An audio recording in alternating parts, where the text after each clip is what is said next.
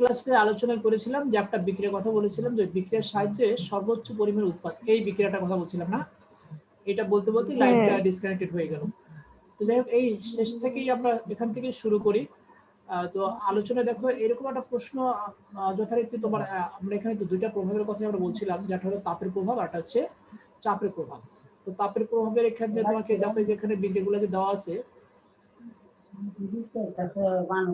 বিক্রিয়ার পাশে বিক্রিয়ার অবস্থাগুলো দেওয়া থাকে যে আসলে বিক্রিয়াটা কোন শর্তে কিভাবে হলো, সেখানে বিক্রিয়াটা তাপ উৎপাদী কিনা, আর তারপরে তাপ হারি কিনা, বা সেখানে চাপের প্রভাব আছে কিনা, এগুলো দেখে পর্যবেক্ষণ করে তারপর তোমাকে মন্তব্য করতে হবে।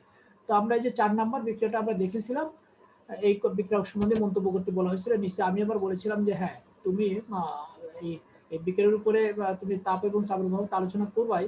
আবার এরকম একটা প্রশ্ন হয় এই বিক্রিয়াটা নিয়ে যে তুমি সর্বোচ্চ পরিমাণ উৎপাদ তৈরি করতে, সর্বোচ্চ পরিমাণ উৎপাদ তৈরি করতে গেলে সবকিছু আমাদের চিন্তা ভাবনা করতে হয়, শুধু তাপ আর চাপের কথাই যে আমরা মানে শুধু বাড়াবো কমাবো এরকম না। সেটি গতকাল ক্লাসে বলতে নিয়ে মানে শেষ করতে মানে শেষ হয়নি। তো সেখানে তাপ চাপের কথা তোমরা যেভাবে বলবে সেভাবে তো বলতেই হবে, কিন্তু এখানে একটা কথা সেটা হলো যে চাপ যে ধরো এখানে তোমরা বলবে যে হ্যাঁ স্যার এখানে তো চাপের প্রভাব আছে, যেহেতু মূল সংখ্যা উভয় দিকে সমান নেই চাপের প্রভাব আছে, তাহলে চাপ আমরা বাড়াবো, বাড়ালে সাম্যাবস্থা ডান দিকে যাবে, যেহেতু মূল সংখ্যা ডান দিকে কম আছে ডান দিকে যাবে, উৎপাদ পরিমাণটা বাড়বে, তাহলে উৎপাদ বাড়বে চাপ বাড়লে, কিন্তু সে চাপটা আমরা কতখানি বাড়াবো সেটা কিন্তু একটা গুরুত্বপূর্ণ বিষয়। আবার তাপমাত্রার প্রভাব, এখানে বিক্রিয়াটা তাপ উৎপাদী, যদি আমরা তাপমাত্রা যদি কমাই মানে তাপ উৎপাদী বিক্রিয়ার ক্ষেত্রে যে নীতির যেমন ব্যাখ্যা করেছিলাম, সেক্ষেত্রে তাপমাত্রা যদি আমরা এই বিক্রিয়া থেকে যদি হ্রাস করে নিই তাহলে এই সাম্যাবস্থাটা কোন দিকে ডান দিকে যায়, তাপ উৎপাদী বিক্রিয়া তাপ যদি হ্রাস করা হয় তাহলে সেই বিক্রিয়ার সাম্যাবস্থা ডান দিকে যায়, আর যদি তাপ দেওয়া হয় তাহলে সেই বিক্রিয়ার সাম্যাবস্থাটা বাম দিকে আসে। তারপর তো সবসময় জানি যে ডান দিকে গেলে উৎপাদ বাড়ে আর বাম দিকে গেলে উৎপাদ কমে। তো তুমি যেহেতু তাপ উৎপাদী, তাহলে তাপ কমালেও সাম্যাবস্থা ডান দিকে যাবে, উৎপাদ বাড়বে। এখন তাপ আমরা কতখানি কমাবো সেটা একটা বিষয়, মানে অনেক যদি বেশি কমিয়ে ফেলে তাহলে কিন্তু বিক্রিয়ার গতিটা কমে যাবে। আবার চাপ বাড়ালে পরে উৎপাদ বাড়বে, সেটা আমরা কতটুকু বাড়াবো, এই যে এরকম মানে যে বিষয়গুলা, যে আমরা তো শুধু বাড়াতেই থাকবো, চাপ বাড়াতে গেলে কি আমাদের কি খরচের একটা বিষয় আছে না? চাপ তো হ্যাঁ চাপটা বেড়ে যাওয়ার, চাপটা বেড়ে গেলে বিষয়টা এরকম না। চাপটা বাড়াতে গেলে চাপ কি এনার্জি আমাদের প্রয়োজন হবে, এনার্জি থাকলে এনার্জি উৎপন্ন করতে পারলে সেই এনার্জিকে ইউজ করে আমরা চাপটা আমরা বাড়াতে পারবো। তো সেই চাপ বাড়াতে গেলে যদি খরচটা যদি বেশি হয়ে যায়, যেমন সেদিন একটু বলার চেষ্টা করছিলাম যে একটা উৎপাদ তুমি তৈরি করলে, উৎপাদের তৈরি করে তুমি সবকিছু হিসাব করে আর শেষ পর্যন্ত তুমি বাজারজাত করবা, যে উৎপাদটা তোমার খরচ কত হলে সেটা কিন্তু সবার আগে তোমাকে ক্যালকুলেশন করতে হবে, ক্যালকুলেশন করে তারপরে সেটার সাথে একটু লাভ ধরে তারপর তোমাকে বাজারে বিক্রয় করতে হবে। যদি এটা করতে পারো তাহলে তোমার বিজনেস তুমি বেনিফিটেড হতে পারবে। আর যদি এটা না হয় যে তুমি কত খরচ করলা আর কত বিক্রি করলা তার মধ্যে কোনো ব্যালেন্স নেই, তাহলে কি তুমি ব্যবসায় টিকে থাকতে পারবা? হ্যাঁ, হ্যালো হ্যালো হ্যালো, একটু কথা বলো আমার সাথে মাঝে মধ্যে। হ্যালো, আমার কথা কি শোনা যাচ্ছে না?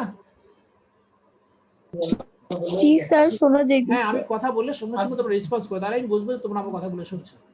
তাহলে আমরা যেটা বললাম যে আমরা একটা জিনিস তৈরি করব, সেটা বিক্রি করব, আমাদের লাভ হবে, সেটাই হচ্ছে উদ্দেশ্য।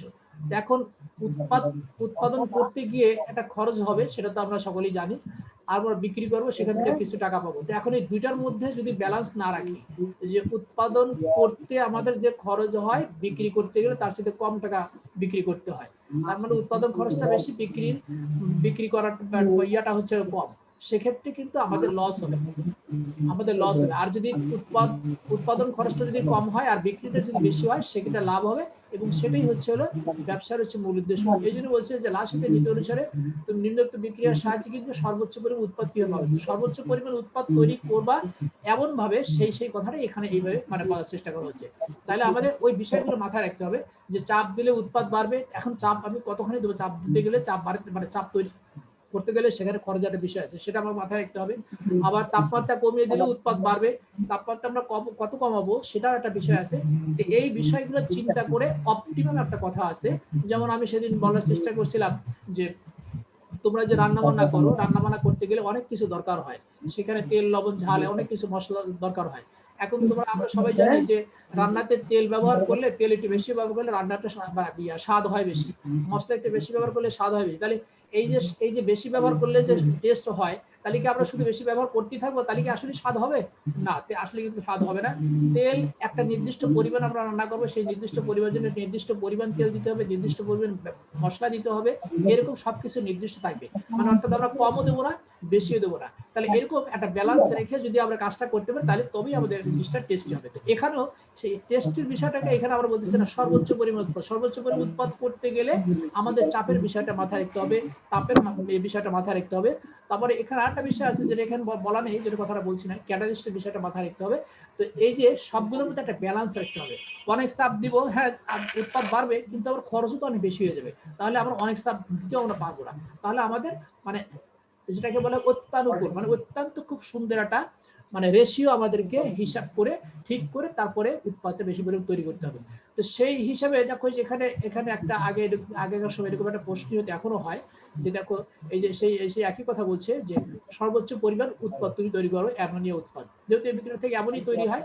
তো সেখানে দেখো উৎপাদ তৈরি করার জন্য এখানে কয়েকটা বিষয় তারা বিবেচনা করছে যে এই বিক্রিয়াটি পর্যালোচনা করে দেখা যায় কি বিক্রিয়াটি হচ্ছে তাপ উৎপাদী। বিক্রিয়াতে আয়তনের সংকোচন ঘটে, মানে যে আয়তনের সংকোচন মানে 4 আয়তন ব্যবহার হচ্ছে, 2 আয়তন তৈরি হচ্ছে।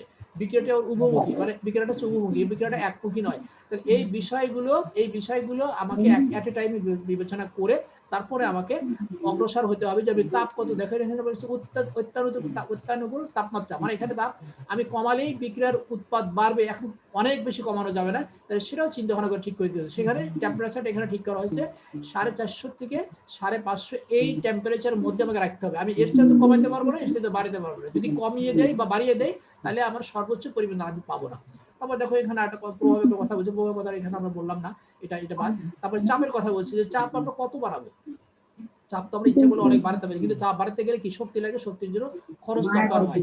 তো সেই হিসাবে সবকিছু চিন্তা ভাবনা করে দেখা যাচ্ছে এখানে 200 এটিএম, এটা বায়ুমণ্ডল চাপ বাড়ে 200 এটিএম। তাহলে এখানে 200 এটিএম চাপ যদি আমরা ঠিক করে দেই তাহলে আমরা অনেক বেশি পরিমাণ উৎপাদ পাবো, যেখানে আমাদের চাপ তৈরি করার জন্য খরচটা আমাদের কম হবে।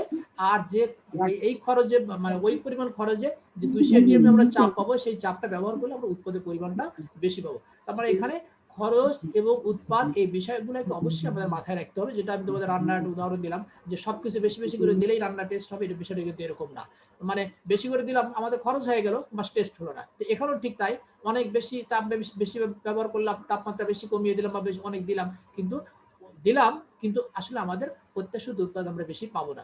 আবার এখানে যেহেতু বলছে বিক্রিয়াটা উপমুখী হলে কি করতে হয়, বিক্রিয়ার যে উৎপাদ তৈরি হয় সেই উৎপাদগুলোকে আসলে ওখান থেকে দ্রুত সরিয়ে নিতে হয়। যাই হোক, এরকম ভাবে চিন্তা ভাবনা করে একটা বিক্রিয়ার সাহায্যে আমরা সর্বোচ্চ পরিমাণ উৎপাদ পেতে পারি। সেটা এই বিক্রিয়ার জন্য হতে পারে, আবার এখানে আরো একটা বিক্রিয়া আছে সেগুলোর জন্য হতে পারে। তো যে বিক্রিয়ার কথাই বলুক না কেন, বিক্রিয়াটা তুমি দেখবে সুন্দর করে আগে বিক্রিয়াকে নিয়ে আগে চিন্তা ভাবনা করবে, এখানে তাপের প্রভাব আছে কিনা, চাপের প্রভাব আছে কিনা, তারপরে তোমাকে কথা বলতে হবে। যাই হোক, এই ছিল তোমার রাসায়নিক সাম্যাবস্থা অংশে। আরো একটা বিষয় আছে, সেগুলো আমার পরবর্তীতে আমরা দেখব। তো এই রাসায়নিক সাম্যাবস্থা অংশে যে গুরুত্বপূর্ণ যে বিষয়গুলো সেটা হচ্ছে এই আলোচনাগুলো আমরা করলাম। তো এরপরে আমরা একটু আসি হলো তোমার অন্য একটা আলোচনায়, অন্য একটা চ্যাপ্টারে, বলছি অন্য একটা অংশে, সেটা হলো তোমার অম্ল ক্ষার। অম্ল ক্ষারের এইখানে আমরা একটু দেখবো যে অম্ল ক্ষার, এখানে আমরা একটু শুরু করি, এটা একটা অংশ এই চ্যাপ্টারের। তো অম্ল ক্ষারের এখানে তোমরা তো জানো যে অম্ল যারা হাইড্রোজেন আয়ন, যারা প্রোটনীয় মতবাদ অনুসারে যারা হাইড্রোজেন আয়ন দেয় তারা হচ্ছে অম্ল, আর যারা হাইড্রোজেন আয়ন নেয় বা হাইড্রোক্সিল আয়ন দেয় তারা হচ্ছে হলো ক্ষার। তো এগুলো প্রোটনীয় মতবাদ। তো সেই হিসাবে এখানে একটা আলোচনা মানে তোমাদের শুরুতে অম্ল ক্ষারের আলোচনা শুরুতে আসে যে অনুবন্ধী অম্ল ও ক্ষার বলতে কি বোঝায়। অম্ল ক্ষারের সংজ্ঞা তোমরা সকলেই জেনে জেনে কথাটা আমি বললাম না। তো এখানে যে একটা নতুন একটা বিষয় যে অনুবন্ধী অম্ল এবং অনুবন্ধী ক্ষার কি জিনিস, এটা কিন্তু মানে মুখস্থ করলে কিন্তু হারিয়ে যাবে, এটা কিন্তু বুঝে নেওয়ার কিন্তু একটা বিষয়। তার অনুবন্ধী দেখো এখানে শুরুতে আমরা বলছি অম্ল ক্ষারের সংজ্ঞাটা আমরা বলছি যে প্রোটন দাতা, প্রোটনীয় মতবাদ অনুসারে প্রোটন দাতা প্রজাতিকে আমরা অম্ল বলি। আর প্রোটন গ্রহিতা, যেহেতু এখানে প্রোটনের কথা বলেছে যে প্রোটন গ্রহিতা, আবার যদি বলে স্যার ক্ষার যে দেয় সেটা হয়, সেটাও হয়, কিন্তু যেহেতু এখানে প্রোটনীয় মতবাদ একটা বিশেষ মতবাদের কথা বলছে, সেই মতবাদের অনুসারে আমরা সংজ্ঞাটা দিচ্ছি যে প্রোটন দাতা এই প্রজাতিগুলোকে আমরা অম্ল বলি, আর প্রোটন গ্রহীত এই অম্ল এই প্রজাতিগুলোকে আমরা সাধারণত ক্ষারক বলে থাকি। এখন অনুবন্ধী বিষয়টাতে আমরা কি বুঝবো? অনুবন্ধী বিষয়টাতে এখানে যেটা তোমাদের বলার চেষ্টা করা হয়েছে সেটা হলো যে একটা অম্ল, যেমন ধরো HCl, এখানে দুইটা আয়ন আছে, একটা হচ্ছে হাইড্রোজেনের, একটা হচ্ছে ক্লোরাইড আয়ন। তো যেহেতু হাইড্রোজেন আয়নটাকে আমরা প্রোটন বলি, H+ বলি, আমরা তো জানি যে H+ যাদের মধ্যে আছে তারাই হচ্ছে অম্ল, তো সেই হিসেবে HCl হচ্ছে একটা অম্ল। তো এটা তোমার দ্রবণে যখন যাবে তখন ভেঙে গিয়ে তখন এই হাইড্রোজেন আয়নটা সে দিয়ে দেবে। যেহেতু হাইড্রোজেন আয়ন দিবে অর্থাৎ প্রোটনটা দিবে, সেই হিসেবে সে অম্ল। তো প্রোটন যদি দিয়ে দেয় তাহলে তার কি থাকে? থাকে হচ্ছে ক্লোরাইড আয়ন, একটা অ্যানায়ন। ক্যাটায়নটা ছিল প্রোটন H+, আর অ্যানায়নটা ছিল Cl অর্থাৎ ক্লোরাইড আয়নটা হচ্ছে অ্যানায়ন। তার এখানে দুইটা আয়নের মধ্যে একটা হলো প্রোটন আর একটা হচ্ছে একটা অ্যানায়ন। তো বলছে যে একটা প্রজাতি, একটা অম্ল যখন তার প্রোটনটা যখন দিয়ে দেয়, অন্যকে দিয়ে দেয়, তাহলে তার কি থাকলো? তার থাকলো হচ্ছে ওই অ্যানায়নটা শুধু। তাহলে এই অ্যানায়নটা কিন্তু আবার কি করতে পারবে? যেহেতু সে একটা ক্যাটায়নের সঙ্গে ছিল, একটা অ্যানায়ন সে যেহেতু ক্যাটায়নের সঙ্গে ছিল, সে কিন্তু পরবর্তীতে কিন্তু সে কিন্তু একটা ক্যাটায়ন গ্রহণ করতে পারবে। দেখো সেইটাই কিন্তু আবার নিচেই কিন্তু আবার উদাহরণ দিয়ে দেখাই দেওয়া হয়েছে যে এই অ্যানায়নটা আবার দেখো একটা ক্যাটায়নের সাথে কিন্তু আবার সে যুক্ত হতে পারছে। তো যাই হোক, এখানে যেটা বলা হচ্ছে যে একটা অম্ল প্রোটন দেওয়ার পরে যে অংশটা থাকবে, যে প্রজাতি তৈরি হবে, সেইটা কিন্তু আবার বিপরীতভাবে কি হবে? বিপরীতভাবে সে আবার প্রোটন গ্রহীত হিসেবে কাজ করবে। সেই জিনিসটা এখানে এই যে দুইবার তোমাদের একটু ভেঙে ভেঙে দেখাই দিচ্ছি যে অম্ল সে প্রোটন দিয়ে দিচ্ছে, তার থাকলো হচ্ছে একটা অ্যানায়ন। এই অ্যানায়নটা দেখো সে আবার প্রোটনের সাথে সে প্রোটন আবার গ্রহণ করতে পারছে, গ্রহণ করে সে আবার অম্ল তৈরি করছে। তাহলে প্রোটন দেওয়ার পর একটা প্রজাতি প্রোটন দেওয়ার পরে যে অংশ থাকবে সেটা যেহেতু প্রোটন গ্রহীত হিসেবে কাজ করে, তার মানে এটা হচ্ছে একটা ক্ষারক। তার মানে Cl- অর্থাৎ ক্লোরাইড আয়ন এখানে একটা ক্ষারক হিসেবে সে কাজ করবে, কিন্তু সেটা ক্ষারক হিসেবে কাজ করবে। যেহেতু এই ক্ষারকটা পাচ্ছে একটা অম্লের থেকে, সেই অম্লটা হচ্ছে HCl, তাহলে এই HCl বা এই অম্লের অনুবন্ধী ক্ষারক হচ্ছে এই Cl। তাহলে এই যে অম্লের কথা আমরা অম্ল দিয়ে শুরু করলাম, এই অম্লের অনুবন্ধী ক্ষারক হচ্ছে হলো এই Clটা। যেহেতু সে প্রোটন গ্রহণ করে, আমরা তো প্রোটনের মতো আমরা সংজ্ঞাতে বললাম যে প্রোটন দানকারী প্রজাতি হচ্ছে অম্ল, আর প্রোটন গ্রহণকারী প্রজাতি হচ্ছে হলো ক্ষারক। তো যেহেতু অম্লটা প্রোটন দিয়ে দিচ্ছে, তাহলে থাকলো তার শুধু Cl আয়ন বা ক্লোরাইড আয়ন। সেটা আমরা দেখলাম যে সেটা আবার পরবর্তীতে কি একটা প্রোটন গ্রহণ করতে পারে। যেহেতু প্রোটন গ্রহীত হিসেবে এখানে কাজ করছে, এই জন্য তাকে আমরা বলছি হলো একটা ক্ষারক। আর এই ক্ষারকটা পাচ্ছি কাকর থেকে? একটা অম্ল থেকে আমরা পাচ্ছি। সেই অম্লটা পেলাম কিভাবে? সেই অম্লটা পেলাম তোমার ক্ষারটা পেলাম কিভাবে? অম্লটা যখন প্রোটন দিয়ে দিল, তখন যে অংশটা থাকলো সেই অংশটাকে আমরা বলছি হলো এই অম্লের অনুবন্ধী ক্ষারক। কারণ সে আবার পরবর্তীতে সে একটা প্রোটন গ্রহণ করতে পারে, সেটা আমরা নিচের উদাহরণ দিয়ে দেখিয়ে দিলাম। তাহলে এই Cl অর্থাৎ এই হাইড্রোক্লোরিক অ্যাসিডের অনুবন্ধী ক্ষারকটা হচ্ছে হলো ক্লোরাইড আয়ন। এই হচ্ছে তোমার অনুবন্ধী ক্ষারের হচ্ছে তোমার হলো সংজ্ঞা। আর অনুবন্ধী অম্লটা কি?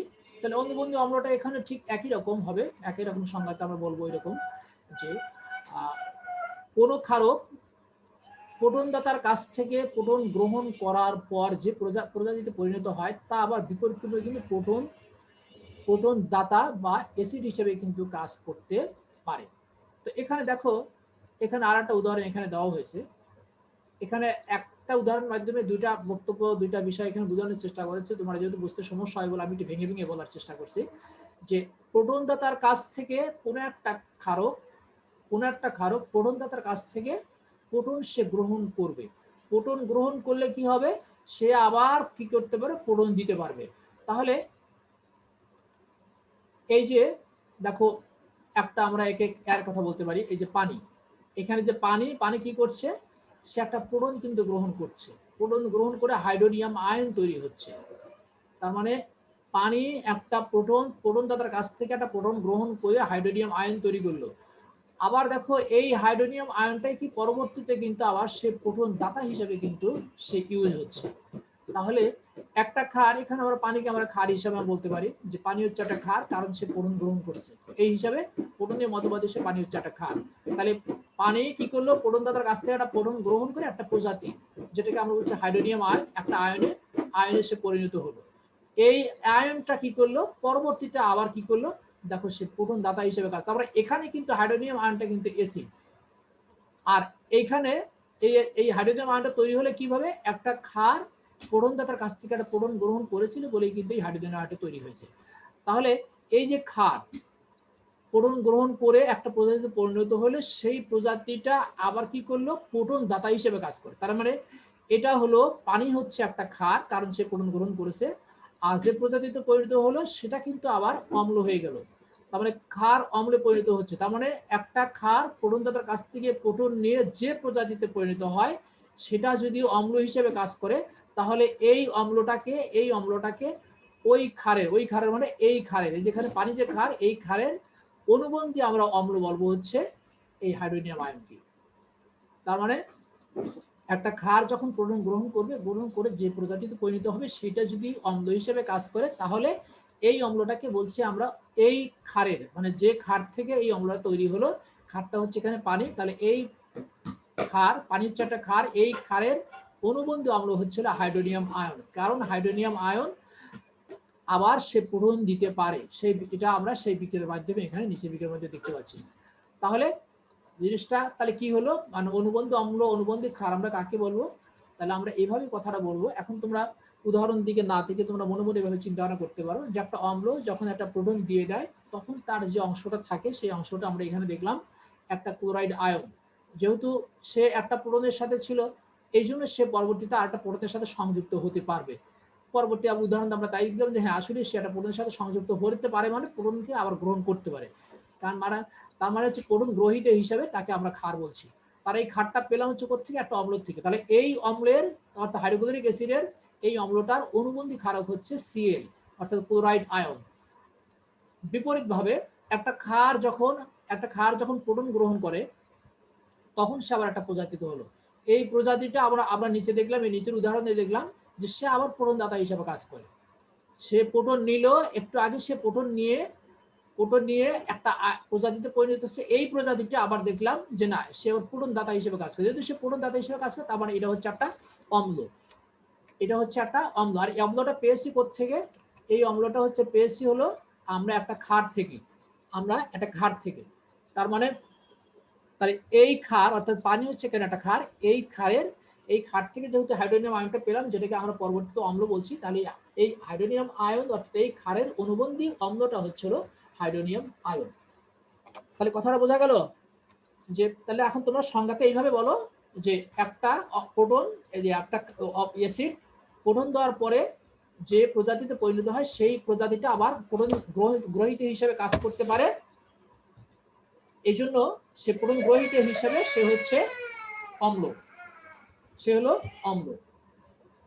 এই জন্য তাহলে ওই মূল অ্যাসিড থেকে যে অংশটা তৈরি হলো, যেটা ক্ষার হিসেবে ব্যবহার হচ্ছে, তাকে আমরা বলছি হলো অনুবন্ধী ক্ষারক। আবার যখন একটা ক্ষার যখন প্রোটন গ্রহণ করে সে একটা অম্লে পরিণত হয়, সেই অম্লটাকে আমরা বলছি হলো ওই মূল ক্ষারের হচ্ছে অনুবন্ধী তোমার অম্ল। আচ্ছা, এই কথা আমরা এখানে এই পর্যন্ত রাখি দেই। এখন আমরা আসি যে একটা ক্ষারক, এই যেখানে একটা কার্বনেট, এখানে একটা কার্বনেট আয়নের কথা বলছি, যে এটি ক্ষারক, এটি হচ্ছে একটা ক্ষারক, ব্যাখ্যা করতে। এগুলো এই ব্যাখ্যাগুলো খুব সহজ ব্যাখ্যা, এগুলো ছোট ছোট প্রশ্ন হিসেবে আসে। যে একটা প্রজাতিকে আমরা কখন ক্ষারক বলবো, যদি সে প্রোটন গ্রহণ করে। সে একটু আগে আমরা সেই উদাহরণ আমরা দেখলাম যে যেই প্রোটন গ্রহণ করছে, ক্লোরাইড আয়ন একটা প্রোটন গ্রহণ করলো, তার মানে সে হচ্ছে একটা ক্ষারক। তো এখানে আমরা ওই কথাটা বলবো, সে যদি একটা প্রোটনের সাথে সংযুক্ত হতে পারে বা একটা প্রোটনকে যদি গ্রহণ করতে পারে, তাহলে আমরা তাকে ক্ষারক বলবো। তো এখানে দেখো একটা ছোট্ট একটা উদাহরণ দেওয়া হয়েছে, যে এখানে দেখো যে হাইড্রোক্লোরিক অ্যাসিডের মধ্যে একটা প্রোটন আছে, সেই প্রোটনটাকে সে নিয়ে সে কি করবে, সে ভেঙে যাবে, ভেঙে কি করবে, সে কার্বন ডাই অক্সাইড তৈরি করবে আর পানি তৈরি হয়ে গেল। আর এই যে প্রোটন হাইড্রোক্লোরিক অ্যাসিড যে একটা অ্যাসিড, সে কি করলো, সে প্রোটনটা দেওয়ার পরে সে যে ক্লোরাইড আয়নে পরিণত হয়ে গেছে। তার মানে কার্বনেট আয়নটা এই প্রোটনটাকে ইউজ করতে পেরেছে বলে কার্বনেট আয়নটাকে আমরা বলছি একটা ক্ষারক। অনুরূপভাবে এখানে আরেকটা উদাহরণ দেওয়া হয়েছে, যে এটা তোমার দুই প্রজাতি হিসাবে কাজ করবে, যেটাকে আমরা বলতে পারি উভধর্মী একটা। এখানে আয়ন আমরা উভধর্মী আয়ন হিসেবে আমরা বলতে পারি কি তার তার আয়নিক বৈশিষ্ট্য আছে, ক্ষারীয় বৈশিষ্ট্য আছে। তার মানে সে এক সময় কি করবে, সে তোমার অম্ল হিসেবে সে কাজ করবে। আরেকবার আমাকে দেখাতে হবে যে না সে আবার ক্ষারক হিসেবেও কাজ করে। তাহলে আমাকে দুইটা উদাহরণ দিতে হবে। যখন সে অম্ল হিসেবে কাজ করবে তখন তাকে প্রোটন দিতে হবে। যদি সে প্রোটন দিতে পারে তাহলে তাকে আমরা বলবো সে একটা অম্ল। আবার যদি দেখি যে না সে আবার প্রোটনও গ্রহণ করতে পারছে, তা সেরকম উদাহরণ যদি আমরা দিতে পারি তাহলে আমরা বলবো যে হ্যাঁ সে হচ্ছে একটা ক্ষারক। তো নিচে দেখো উদাহরণ হিসেবে এখানে দেওয়া হয়েছে যে এই যে ওইস হচ্ছে একটা ক্ষারক। তার মানে সে ক্ষারকের সাথে বিক্রিয়া করতে পারছে, তার মানে সে হচ্ছে একটা অম্ল। তাহলে এই ক্ষারকের সঙ্গে সে বিক্রিয়া করে দেখো কার্বনেট আয়ন ও পানি তৈরি করছে, যেহেতু সে হাইড্রোক্সিল আয়নের সাথে সে বিক্রিয়া করতে পারলো এই জন্য সে হচ্ছে একটা অম্ল বা অ্যাসিড হিসেবে সে কাজ করবে। আবার আরেকটা বিক্রিয়া এখানে দেখানো হয়েছে যে সে যখন আবার ক্ষারক হলে কি তাহলে অবশ্যই প্রোটনের সাথে তাকে সংযুক্ত হতে হবে। প্রোটনকে যদি অ্যাকসেপ্ট করতে পারে, যদি নিতে পারে তাহলে আমরা ক্ষারক হিসেবে বলবো। তাহলে সেখানে প্রোটন নিয়ে সে একটা কমপ্লিটলি একটা অ্যাসিড পরিণত হচ্ছে। তার মানে এখানে প্রোটন গ্রহীতা হিসেবে তাকে আমরা ক্ষারক বলতে পারি। তাহলে আমরা বলতে পারছি বাইকার্বনেট আয়ন হচ্ছে একাধারে সে হচ্ছে একটা অম্ল, একাধারে সে হচ্ছে একটা অ্যাসিড। আচ্ছা, এরপরে তোমার নতুন একটা বিষয় যে আমরা এই কথাগুলো আমরা আগে বলেছি, তোমাদের মনে আছে কিনা যে এক অম্লীয় ক্ষার বা এক ক্ষারীয় অম্ল এরকম কথা কিন্তু এর আগে কিন্তু তোমার পরিমাণগত রসায়নের অঙ্কগুলো করতে গিয়ে কখনো কিন্তু এই বিষয়গুলো কিন্তু চলে আসছে যে সেই বিষয়গুলো আসলে কি, যে এক ক্ষারীয় অম্ল, এক অম্লীয় ক্ষার, বিষয়গুলো কি। অর্থাৎ এক ক্ষারীয় অম্ল হচ্ছে যে অম্লটা একটা ক্ষারের সঙ্গে, একটা ক্ষার মানে কি এখানে কিন্তু খুব তোমাকে একটা মানে ডিপলি বিষয়টা চিন্তা করতে হবে। আমরা এখানে নর্মালি আমরা যেভাবে অম্ল ক্ষারের উদাহরণ দিই, মানে সংজ্ঞা দিই বা উদাহরণ দিই, সেটা হলো কি যে যদি কোনো প্রজাতি বা প্রোটন দেয় তাহলে তাকে আমরা অম্ল বলি, আর যদি কোনো প্রজাতি হাইড্রোক্সিল আয়ন দেয় তাহলে তাকে আমরা কি বলি, আমরা ক্ষার বলি। দেখুন এই যে প্রোটন দেয় মানে H প্লাস আর OH, যে একটু আগে আমরা একটা উদাহরণ দেখলাম যে হাইড্রোক্সিল আয়ন গ্রহণ করছে, যে কার্বন ডাইহাইড্রেট, মানে এটা হচ্ছে একটা ক্ষার। তো যেহেতু এই অংশটা যার মধ্যে থাকবে সে হচ্ছে একটা ক্ষার। দেখুন এই যে ওএস, এই ওএস আমরা এরকম কিন্তু চিন্তা করতে পারি না যে একটা বস্তুর মধ্যে একটাই আছে, বা প্রোটন H প্লাস একটা বস্তুর মধ্যে একটাই আছে, এরকম কিন্তু আমরা চিন্তা করতে পারি না।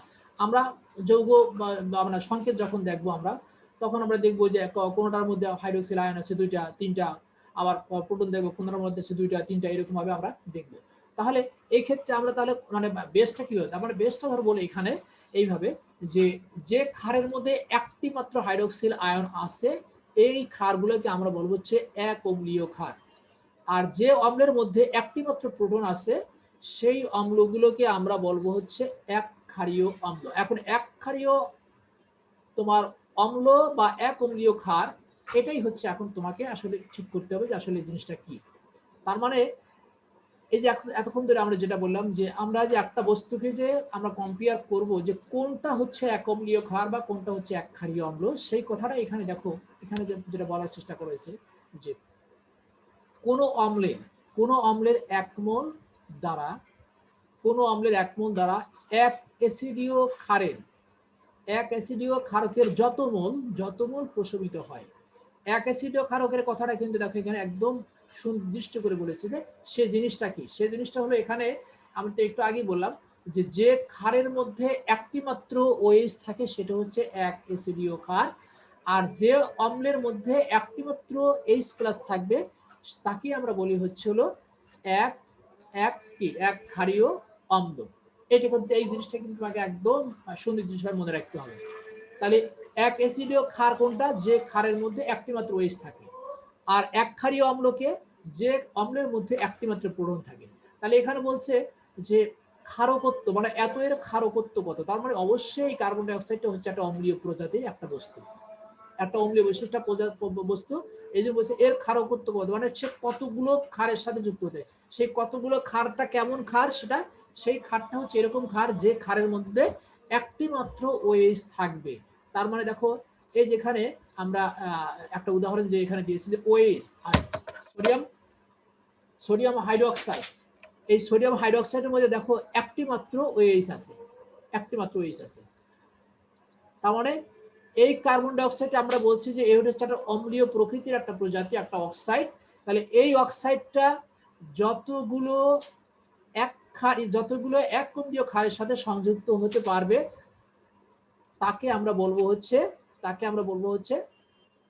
তত ক্ষারীয় অর্থাৎ তাকে বলো তত ক্ষারীয় অম্ল বা তার ক্ষারকত্ব হচ্ছে তত। একটা অম্ল যতগুলো ক্ষারের সাথে যতগুলো ওই যে সেই এক অম্লীয় ক্ষারের সাথে যুক্ত হতে পারবে, বা তোমরা সহজ কথা এইভাবে বলতে পারবো যে একটা অম্ল যতগুলো এরকম ক্ষার যে ক্ষারের মধ্যে মাত্র একটি মাত্র ওএইচ আছে, এরকম যতগুলো ক্ষারের সাথে সংযুক্ত হতে পারবে, ক্ষারকে প্রশমিত করতে পারবে, তত হচ্ছে তার ক্ষারকত্ব। তাহলে দেখো এখানে একটা উদাহরণ যে দেওয়া হয়েছে কার্বন ডাইঅক্সাইড, সোডিয়াম হাইড্রোক্সাইড। এখানে আমরা বিক্রিয়া ঘটাই দিলাম, সোডিয়াম কার্বনেট তৈরি হলো আর হচ্ছে পানি তৈরি হচ্ছে। বিক্রিয়া সমতা করতে গিয়ে দেখা গেল যে এখানে আসলে সোডিয়াম হাইড্রোক্সাইড এখানে 2 দেওয়ার প্রয়োজন। তার মানে 2 মোল সোডিয়াম হাইড্রোক্সাইডকে একটা কার্বন ডাইঅক্সাইড আসলে প্রশমিত করতে পারে, বা একটা কার্বন ডাইঅক্সাইড 2টা সোডিয়াম হাইড্রোক্সাইডের সাথে সে বিক্রিয়া করতে পারে। তার মানে যেহেতু এই সোডিয়াম হাইড্রোক্সাইডের মধ্যে একটি মাত্র ওএইচ আছে, তার মানে এই সোডিয়াম হাইড্রোক্সাইডকে এই ক্ষারটাকে আমরা বলছি এক অম্লীয় ক্ষার। তার মানে কার্বন ডাই অক্সাইড এখানে আসলে কি করতেছে, 2 মোল এক অম্লীয় ক্ষারের সাথে বিক্রিয়া করতে পারছে, এজন্যই তার ক্ষারকত্ব হচ্ছে হলো 2। তাহলে এই জন্য তার ক্ষারকত্ব হচ্ছে হলো 2। দেখো এখানে লিখেও দিচ্ছে যে যেহেতু 1 মোল কার্বন ডাই অক্সাইড 2 মোল সোডিয়াম হাইড্রোক্সাইডকে আসলে প্রশমিত করে, এই জন্য কার্বন ডাই অক্সাইড অম্লত্ব হচ্ছে কত, এটা ক্ষারকত্ব হবে, এটা ক্ষারকত্ব হচ্ছে হলো 2। আচ্ছা, এরপরে আমরা নিচে একটা উদাহরণে আসি যে অ্যালুমিনিয়াম অক্সাইডের অম্লত্ব কত। অর্থাৎ তাহলে এখানেও আমাদের এখানে বলতে হবে যে এটা হচ্ছে ক্ষারীয় প্রকৃতির একটা অক্সাইড, অর্থাৎ সে কতগুলো অম্লের সাথে সে বিক্রিয়া করতে পারে। এটা হচ্ছে একটা ক্ষারীয় প্রকৃতির একটা অক্সাইড, এ কি করবে, অম্লের সাথে বিক্রিয়া করবে। যদি বলছে অম্লত্ব, তাহলে কতগুলো অম্লের সাথে, সে অম্লের প্রকৃতিটা কেমন হবে, সে অম্লের প্রকৃতিটা হবে এরকম অবশ্যই যে সমস্ত অম্লের মধ্যে একটি মাত্র HCl আছে, যে সমস্ত অম্লের মধ্যে একটি মাত্র HCl আছে, এই ধরনের অম্লের সাথে আমরা বিক্রিয়া করিয়ে আমরা সমতা করব, সমতা করে তারা দেখব যে এই একটা বা মানে সমতা করে যদি দেখতাম যে এখানে 2টা বা 3টা আসে, তখন আমরা মন্তব্য সেরকমই হতো। যেহেতু আমরা দেখতে পাচ্ছি যে একটা বিক্রিয়া করতেছে কতটার সাথে, 6টা হাইড্রোক্লোরিক অ্যাসিডের সাথে বিক্রিয়া করছে। তার মানে 6টা এক ক্ষারীয় অম্লের সাথে সে বিক্রিয়া করে, এই জন্যই এর অম্লত্ব হচ্ছে হলো 6। আর আমরা তো বলছি যে যেমন সালফুরিক অ্যাসিডের সাথে বিক্রিয়া করানো যেত, নাইট্রিক অ্যাসিডের সাথে বিক্রিয়া করা যেত, ফসফরিক অ্যাসিডের সাথে বিক্রিয়া করানো যেত না। এখানে তা করবো না, কারণ আমাদের একটা হিসাব হলো এরকম যে আমরা এক ক্ষারীয় অম্ল বা এক অম্লীয় ক্ষারের সাথে বিক্রিয়া করবো। আর এক অম্লীয় ক্ষার, এক অম্লীয় অম্লটা কারা, সেটা আমরা বললাম যে অম্লের মধ্যে একটা মাত্র হাইড্রোজেন থাকে। জাস্ট আমাদের কম্পেয়ার করতে জন্য আমাদের সুবিধা হয়, আমরা যেন সঠিকভাবে কম্পেয়ার করতে পারি, মন্তব্য করতে পারি, এই জন্য এই ধরনের অম্লকে বেছে নেওয়া হয় বেজ হিসাবে, মানে কম্পেয়ার হিসাবে। তাহলে যেহেতু একটা অ্যালুমিনিয়াম অক্সাইড 6টা এক ক্ষারীয় অম্লের সাথে বিক্রিয়া করতে পারে, এই জন্য তার ক্ষারকত্ব হচ্ছে, তার অম্লত্ব হচ্ছে হলো 6। তো অনুরূপভাবে নিচের প্রশ্নটা একই রকম। এবার তুমি যদি এইটা যদি বুঝে থাকো তাহলে এই নিচেরটা বোঝাবে। আচ্ছা, তাহলে এই হলো ক্ষারকত্ব আর অম্লত্ব কি জিনিস। একটা বস্তুর আমরা বলি যে এটা ক্ষারকত্ব কত, ওটা অম্লত্ব কত, তাহলে আমরা এইভাবে মন্তব্য করে দেবো যে আমরা যদি ক্ষারকত্বের কথা বলে তাহলে আমরা ওই অম্লটাকে ক্ষারের সাথে বিক্রিয়া করবো, আর যদি অম্লত্বের কথা বলে তাহলে ওই ক্ষারটাকে অম্লের সাথে বিক্রিয়া করবো, বিক্রিয়া করিয়ে আমরা হিসাব নিশ্চয় করে আমরা মন্তব্য করে দেবো। এরপর আমরা আসবো হচ্ছে অম্লের কথা। আমরা বলি যে এটা শক্তিশালী অম্ল, ওটা হচ্ছে দুর্বল অম্ল, বা তাহলে এই যে বিষয়গুলো, যে অম্লের শক্তি আমরা কিভাবে আমরা নির্ধারণ করব যে কে বেশি শক্তিশালী, কে কম শক্তিশালী। তো সেটা নির্ধারণ করার জন্য এখানে একটা করা হয়েছে, একটা নিয়মের কথা বলা হয়েছে যে আমরা অম্লের কেন্দ্রীয় পরমাণু আমরা জারণ মান আমরা দেখব। জারণ মানটা আমরা দেখব, যার জারণ মানটা বেশি হবে আমরা তাকে বলবো যে বেশি শক্তিশালী অম্ল, আর যার মানটা হচ্ছে কম হবে তাকে আমরা বলছি হলো একটু কম বা আরো কম, এরকম মানে শক্তিশালী অম্ল। হ্যালো হ্যালো, জি স্যার। আমার কথাগুলো কি বোঝা যাচ্ছে তো? জি স্যার। হ্যাঁ, তোমরা রেসপন্স করো না বলে কিন্তু আমি আসলে সন্দেহই পড়ে যাই যে আসলে যেহেতু সে এখানে তোমার স্ক্রিন শেয়ারিং করে তোমাদের দেখতে পাচ্ছি না তোমরা আসো কিনা। আর যেহেতু ভিডিওটা অন থাকা না, এটা তো আর একটা বিষয়। তো তোমরা মাঝে মধ্যে যদি করো আরে বা প্রশ্ন করো যে স্যার এটা কি হলো, ওটা কি হলো, কথাটা বুঝলাম না, তাহলে আমি বুঝতে পারি যে হ্যাঁ তোমরা আমার সঙ্গে আসো।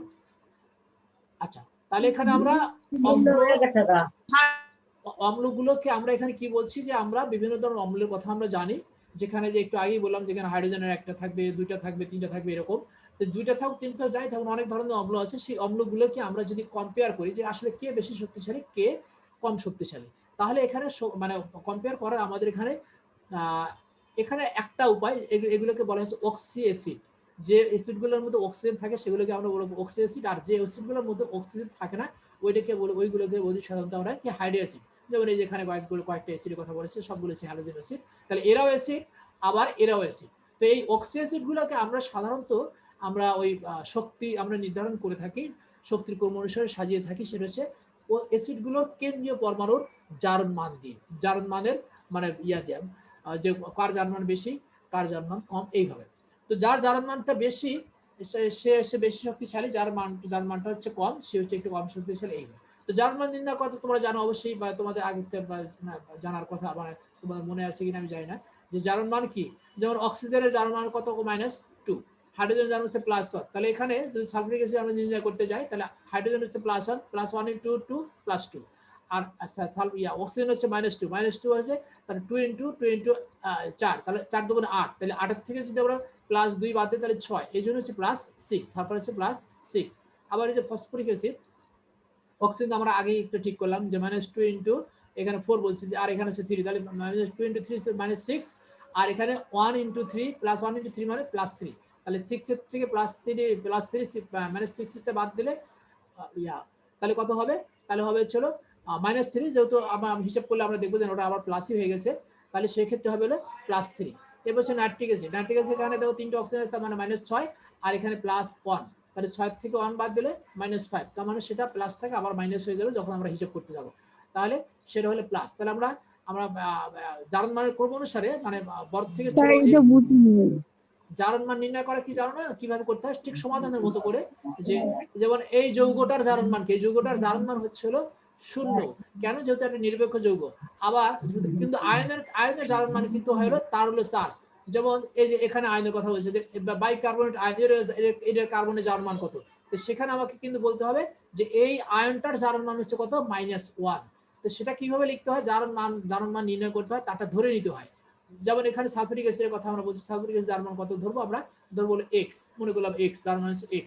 তাহলে আমরা এখন সমাধান হিসেবে লিখতে হবে, যেহেতু এই বস্তুটার জারণ মানই হচ্ছে 0, তার মানে আমাদের সমান ছিল, ডান পাশে লিখবো হলো আমরা 0, আর এই বাম পাশে আমরা লিখবো যেমন হাইড্রোজেনের জারণ মান +1, তাহলে +1 * 2, তারপর দো প্লাস, সালফারের জারণ মান ধরে নিচ্ছে x, +x, তারপরে হলো প্লাস হলো আমরা লিখবো অক্সিজেন, প্লাস দিয়ে আমরা কি লিখবো, অক্সিজেন কত লিখবো, অক্সিজেন হচ্ছে -2 অক্সিজেন স্কয়ার 4টা, তাহলে 4 × 2 = 8, তাহলে -8, তাহলে আমাদের শেষ হলো কি যে 1 + 2, তার মানে হলো +2, প্লাস হচ্ছে x, সালফার জারণ হচ্ছে x, আর হচ্ছে যেহেতু এখানে আমরা প্লাস দিছিলাম কিন্তু যেহেতু মাইনাস হয়ে গেছে, অক্সিজেন হচ্ছে -2, তাহলে 2 × 4, তাহলে হচ্ছে -8, তার মানে হলো কি 2 + 2 + x -8, তাহলে এখানে যোগ বিয়োগ কত হলো, x - 6। এই 6টা যখন ডান পাশে চলে যায়, ডান পাশে তো 0 আছে, যদি এটা সমাধান মতো করে বের করতে হয়, যেহেতু পাশে 0 আছে এই জন্য এই -6টা +6 হয়ে গেল। তো এইভাবে সবগুলোর জারণ মানে ওইভাবে যদি আমরা নির্ণয় করি,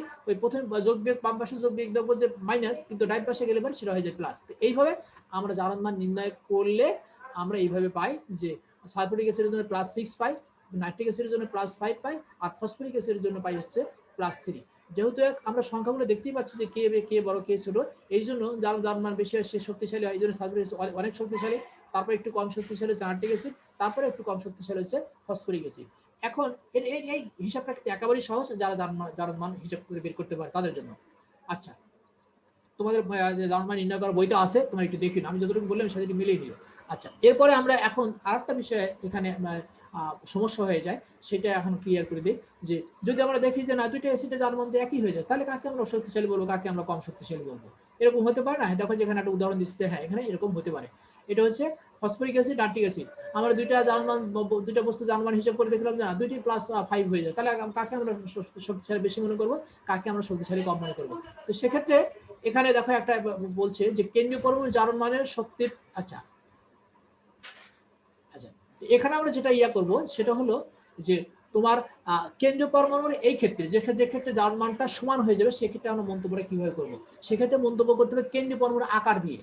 কেন্দ্রীয় পরমাণুর আকারটা আমরা ব্যবহার করব। যে কেন্দ্রীয় পরমাণুর আকারটা হবে ছোট, তার যার মান তার শক্তিটা আমরা ধরে নেবো হচ্ছিল তোমার কি, তার শক্তিটা ধরে হচ্ছে বেশি, আর যার আকার ছোট তাকে আমরা ধরে নেবো কি, তার আকারটা হচ্ছিল ধরে